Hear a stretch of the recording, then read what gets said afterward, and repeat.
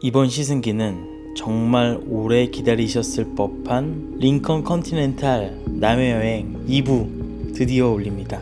링컨 컨티넨탈을 탈 때만 해도 저에게 911 GT3 지리삼이 있었네요. 링컨을 타고 여행을 갔던 게 2017년 7월이었습니다. 당시에 편집을 하다가 1박 2일의 이야기를 전부 담게 되면 영상 길이가 30분이 넘어갈 것 같아서 1부와 2부로 나눠서 올려야겠다고 생각했는데요. 어찌저찌 하다 보니 2부를 올릴 타이밍을 놓쳐버렸습니다. 그렇게 미루다 보니까 2년을 미루게 되었는데요. 이 영상을 처음 보시는 분들도 계실 테니 링컨 컨티넨탈 남해여행 1부를 간략하게 다시 보여드리고 2부를 시작하겠습니다.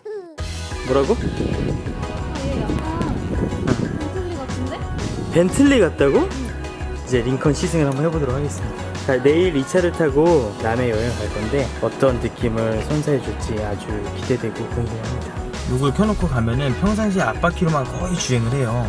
그러다가 구동력이 필요할 때는 뒷바퀴로 구동력을 보내줍니다. 분명히 아까 물렁물렁했잖아 차가. 근데 지금 완전 탄탄해졌어. 이거 봐봐. 지금 코너 돌 때 봐봐. 지금 꽤 빠른 속도인데도 불구하고 그치? 완전 또 딱딱해졌지 차가.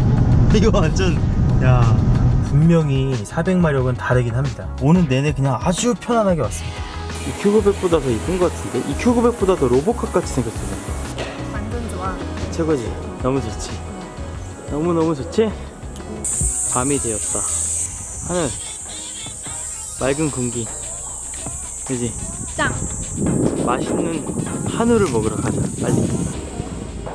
자, 이제 여러분들 정말 많이 요청해 주셨던 제가 2년 동안 짐을 안고 있었던 링컨 컨티넨탈 남해 여행기 2부 지금 시작합니다.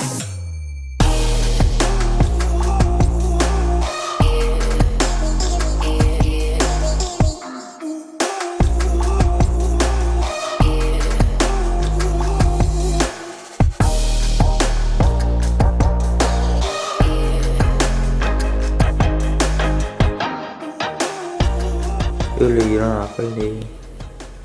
응? 일어나. 응? 빨리 일어나. 겨우 일어난 피글렛은 저한테 리뉴 렌즈 액 있죠? 리뉴를 안 가져왔다고 리뉴 사오라는 심부름을 저한테 시키더군요. 그래서 편의점을 찾아 헤맸습니다. 여행 올 때마다 리뉴를 안 갖고 와서 아침마다 편의점을 이렇게 가게 되네요. 편의점이 오후에 열고 외부에 있는 편의점은 한 10분 거리에 있대요. 창선초등학교 내비 찍으면 된다고. 빨리 앉아야지. 이쁘다. 비가 와서 장거리를 뛰었는데 벌레가 안 붙어서 좋네요.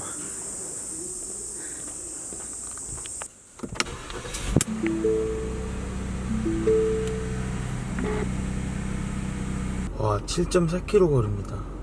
사우스케이프 오실 분들은 편의점 미리 방문하시는 게 좋을 것 같습니다. 빨리 갔다 와야지.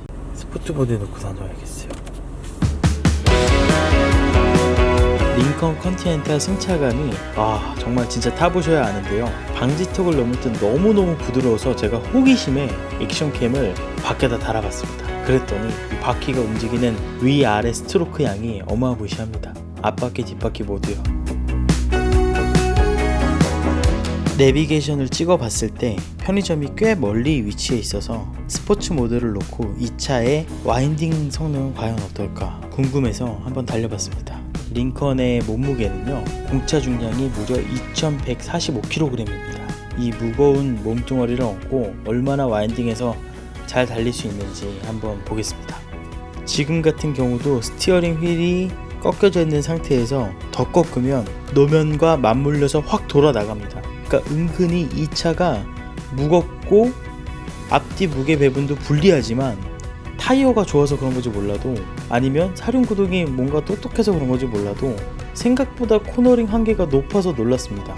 물론 이날은 7월이고 더웠죠. 더우니까 접지력이 좋아서 더 그렇게 느꼈을 수도 있는데 확실한 건 차의 기본기가 딸린다는 생각은 전혀 들지 않았습니다.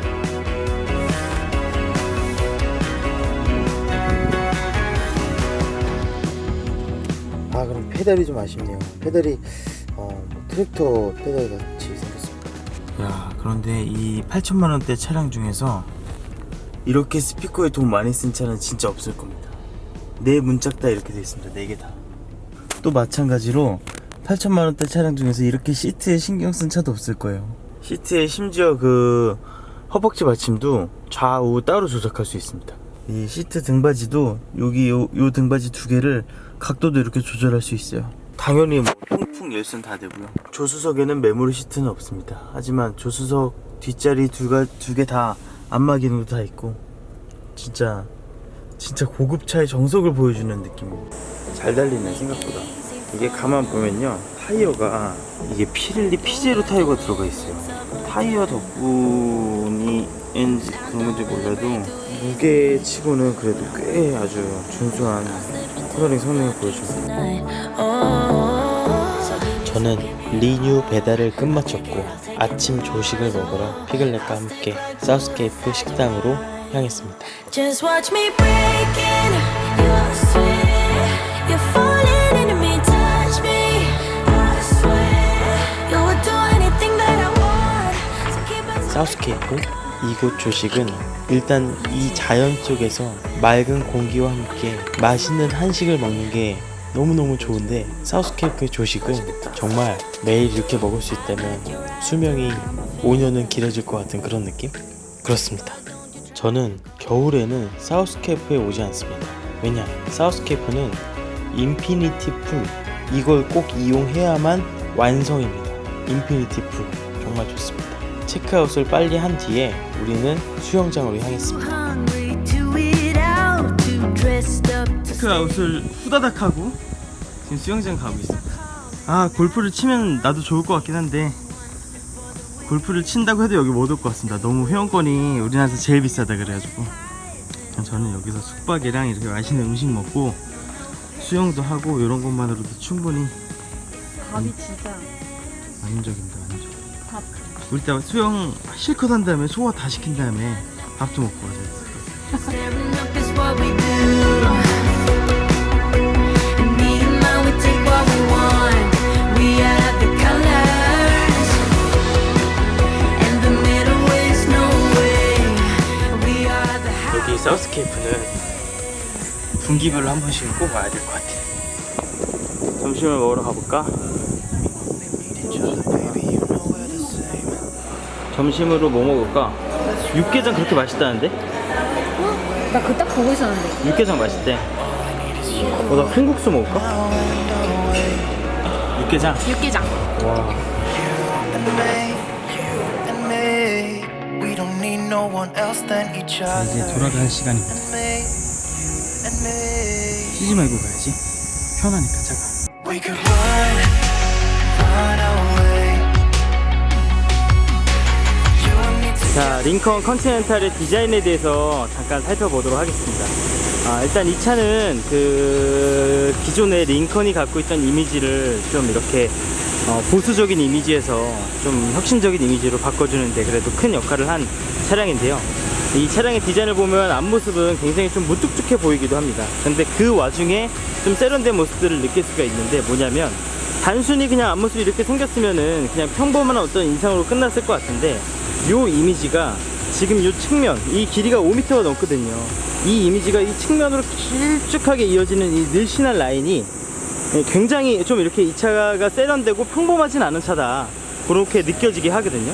헤드램프를 보면 얼핏 보면은 볼보의 이미지도 약간 있습니다. 그런데 이제 그릴이 워낙에 링컨의 어떤 아이덴티티를 확 담고 있는 느낌이라서 그런 느낌이 막 이렇게 막 마이너스 요인으로 작용되진 않아요.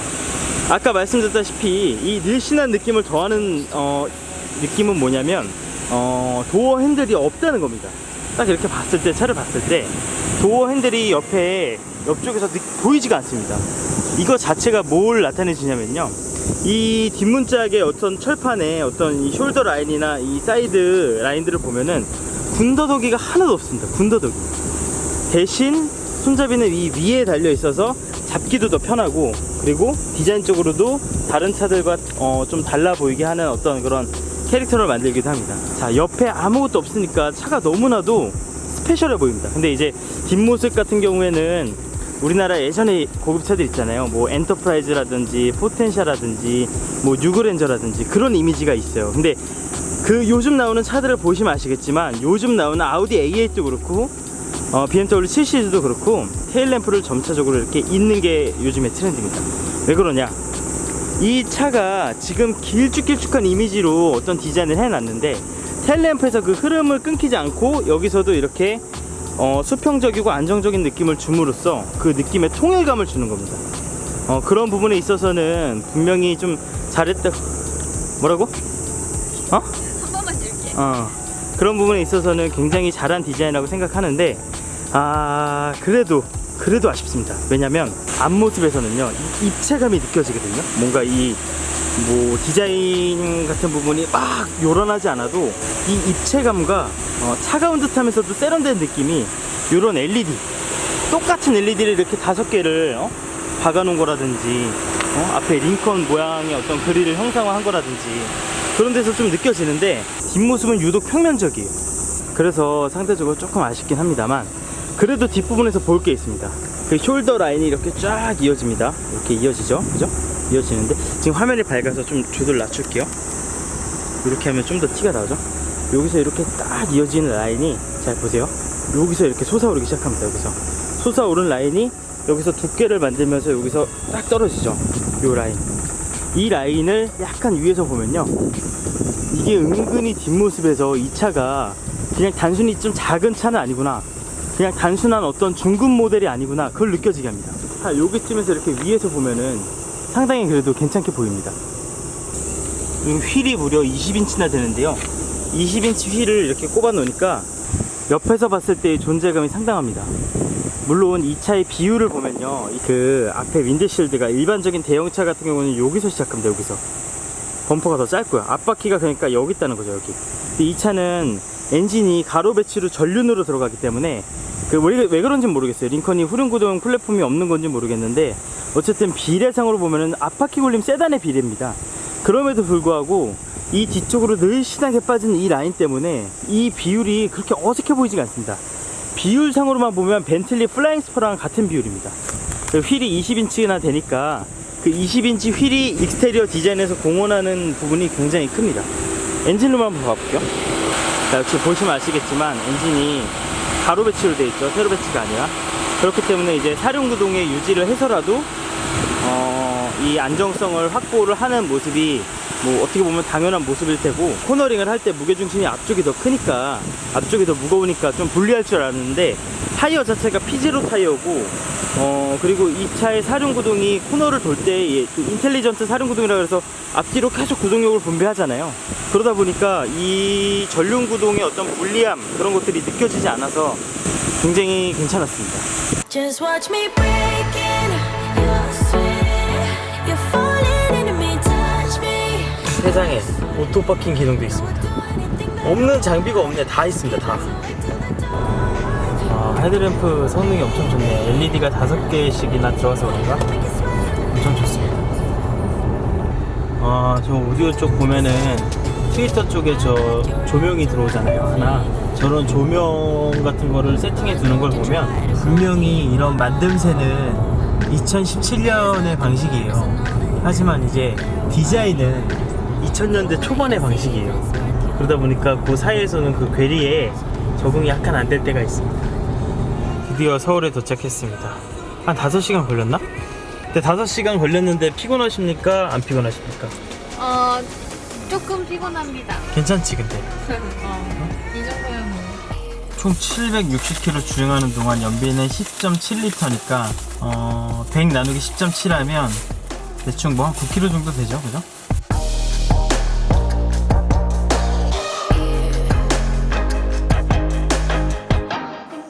거기다가 4개 문짝 모두 압착 도어도 있습니다. 이 차를 타면서 느낀 점은 정말 브랜드별로 다양한 매력이 있고 다양한 장단점이 있다는 겁니다. 이 차의 장점은 BMW나 벤츠에서는 전혀 느낄 수 없고, 또 이 차의 단점은 또 이 차를 타야지만 또 느낄 수 있는 그런 부분들이기 때문에 역시 자동차의 세계는 끝이 없다, 그거를 느꼈고요. 아무튼 좋은 시승이었습니다. 링컨 컨티넨탈은 2년이 지난 지금도 기억에 남는 차입니다. 확실한 건 승차감이 정말 좋았고 미션의 아쉬움은 있었지만 차의 전반적인 완성도가 독일 3사에 비해서 모자라지 않았다는 게 아직도 또렷이 기억납니다. 링컨 컨티넨탈은 오디오가 정말 기가 막혔습니다. 레벨 울티마라는 브랜드인데 당시에는 처음 보는 브랜드였어요. 성능이 너무너무 좋아서 둘이 시승하다가 오디오 켜보고 깜짝 놀랐던 기억이 아직도 생생합니다. 남해까지 향하는 길은 비가 참 많이 왔습니다. 다행히 링컨 컨티넨탈은 인텔리전트 사륜구동을 갖고 있죠. 다만 이 차에 아쉬운 점이 하나가 있다면 변속기가 자동 6단이라는 점입니다. 출력이 충분해서 변속기 단수가 낮은 게 그렇게 어색하게 느껴지진 않지만 연비가 좋지 못합니다. 드디어 링컨 컨티넨탈 시승기 2부를 올렸습니다. 앞으로는 1부, 2부 가급적 나누지 않고 만약에 나눈다면 곧바로 올리도록 하는 습관을 기르도록 하겠습니다. 자, 이번 영상 재밌게 보셨다면 이번 영상은 특히 좋아요, 댓글, 그리고 구독 안 하셨다면 구독하기도 부탁드리겠습니다. 다음 영상에서 뵐게요. 안녕.